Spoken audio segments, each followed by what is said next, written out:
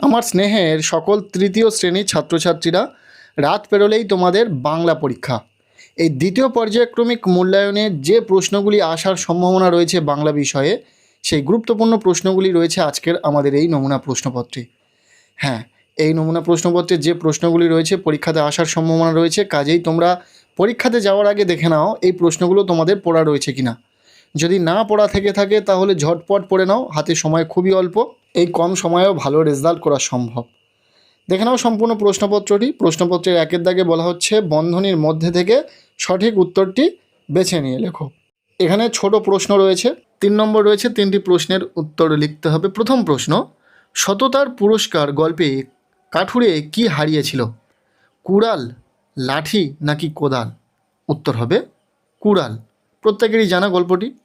এরপর খয়ের দাগের প্রশ্ন, পবনের বন্দনা কবিতায় পবন কিভাবে চলে? স্থির হয়ে, বয়ে বয়ে নাকি লাফিয়ে? উত্তর হবে বয়ে বয়ে। গদ্দাগের প্রশ্ন, পান্তাবুড়ি গল্পের প্রধান চরিত্র কে?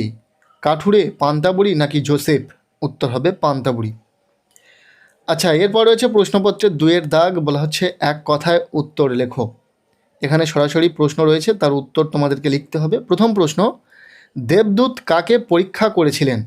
উত্তর হবে কাঠুরেকে পরীক্ষা করেছিলেন। খদ্দাগের প্রশ্ন, পবনকে আর কি বলা হয়? উত্তর হবে বাতাস।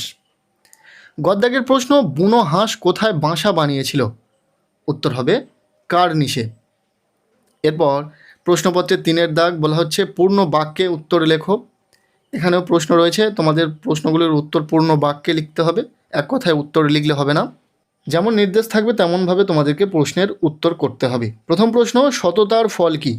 উত্তর হবে সততার ফলে সকলের বিশ্বাস ও সম্মান অর্জন করা যায়। খদ্দাগের প্রশ্ন, গাছ আমাদের কি উপকার করে? প্রত্যেকেরই জানা, গাছ আমাদের অক্সিজেন দেয়, ফুল ফল দেয় এবং পরিবেশকে সুন্দর রাখে। এরপর প্রশ্নপত্রে 4-এর দাগ, বলা হচ্ছে ক স্তম্ভের সঙ্গে খ স্তম্ভ মেলাও। ক স্তম্ভে কী কী রয়েছে এবং খ স্তম্ভে কী কী রয়েছে একটু দেখো এবং মেলানোর চেষ্টা করো। প্রভাত, প্রভাত কথার অর্থ কি? সকাল। সকাল পর্যন্ত টেনে দেবে একটি লাইন প্রভাত থেকে। অম্বর, অম্বর কথার অর্থ কি? আকাশ। এরপর নিশি, নিশির কথার অর্থ কি? রাত। এবং বসুন্ধরা কথার অর্থ পৃথিবী। এবার তোমরা মিলিয়ে লাইন টেনে নেওয়ার চেষ্টা করো। এছাড়াও নিচে আমরা উত্তর করে দিয়েছি, তোমরা একটু দেখে নাও। প্রভাত, সকাল, অম্বর, আকাশ, নিশি, রাত এবং বসুন্ধরা মানে পৃথিবী। নেক্সটে রয়েছে প্রশ্নপত্রে 5-এর দাগ, বলা হচ্ছে শব্দ ঝুড়ি থেকে শব্দ নিয়ে শূন্যস্থান পূরণ করো। এখানে একটি শব্দ ঝুড়ি রয়েছে, যেখানে কি কি শব্দ রয়েছে? বাতাস, ফুল, চাঁদ। শূন্যস্থানে তোমাদেরকে লিখতে হবে। প্রথম প্রশ্ন, বাগানে সুন্দর ড্যাশ ফুটেছে। উত্তর হবে ফুল ফুটেছে। খদ্দাগের প্রশ্ন, রাতে আকাশে ড্যাশ ওঠে। উত্তর হবে চাঁদ ওঠে। গদ্দাগের প্রশ্ন, গরমের দিনে ড্যাশ বইলে ভালো লাগে। গরমের দিনে বাতাস বইলে ভালো লাগে। এই শব্দগুলি কিন্তু এই শব্দ বক্সে রয়েছে, সেখান থেকে তোমাদেরকে লিখতে হবে। আচ্ছা, এরপর রয়েছে একটি অনুচ্ছেদ, যেটাকে পড়ে নিচের প্রশ্নগুলোর উত্তর তোমাদেরকে লিখতে হবে। কি রয়েছে? একটি ছোট্ট ছেলে প্রতিদিন সময় মতো বিদ্যালয়ে যেত। সে মন দিয়ে পড়াশোনা করত এবং শিক্ষকদের সম্মান করত, তাই সবাই তাকে খুব ভালোবাসত। এখান থেকে যে প্রশ্নগুলি রয়েছে, প্রথমে রয়েছে সত্য মিথ্যা। যেটা সত্য তার পাশে সত্য লিখবে, যেটা মিথ্যা তার পাশে মিথ্যা লিখে দেবে। প্রথম, ছেলেটি বিদ্যালয়ে যেত, এটা সত্য। সে পড়াশোনা করতো না, এটা মিথ্যা, কারণ সে পড়াশোনা করতো তো। এরপর 3 নম্বর রয়েছে সে শিক্ষকদের সম্মান করত, এটা সত্য। সবাই তাকে অপছন্দ করতো না, সবাই তাকে পছন্দ করত, তাই এখানে এটা মিথ্যা হবে। এরপর 6-এর খদ্দাগের প্রশ্ন, সবাই তাকে কেন ভালোবাসত? উত্তর হবে সে মন দিয়ে পড়াশোনা করত এবং শিক্ষকদের সম্মান করত, তাই সবাই তাকে ভালোবাসত। এরপর 7-এর কর্দাগের প্রশ্ন, বর্ণ বিশ্লেষণ করো। এখানে একটি বর্ণ রয়েছে বিদ্যালয়, যার বিশ্লেষণ এইভাবে করতে পারবে বস্যই যুক্ত দয়জাফলা আকার যুক্ত ল যুক্ত অন্ত্যেস্থ। এছাড়াও সাহসী রয়েছে দন্তেশ্বয়কার যুক্ত হ যুক্ত দন্তেশ্বয় দীর্ঘই, সাহসী। এছাড়াও আরও ভেঙে ভেঙে শব্দটা তৈরি করা যেতে পারে, যেটা তোমাদের পক্ষে সম্ভব হবে সেইভাবে লিখবে। আর খদ্দাগে রয়েছে বাক্য গঠন করো। এখানে 2টি বাক্য গঠনের কথা বলা হয়েছে। প্রথমে রয়েছে পরিশ্রম। পরিশ্রম দিয়ে একটি বাক্য গঠন করতে হবে। অনেক কিছুই লেখা যায়, আমি একটি বাক্য লিখে দিয়েছি, পরিশ্রম করলে সফল হওয়া যায়। আর দ্বিতীয় শব্দটি রয়েছে বিদ্যালয়। বিদ্যালয় দিয়েও হাজারো বাক্য রচনা করা যেতে পারে, আমি একটি বাক্য লিখে দিয়েছি। আমার বা আমাদের বিদ্যালয় খুব সুন্দর।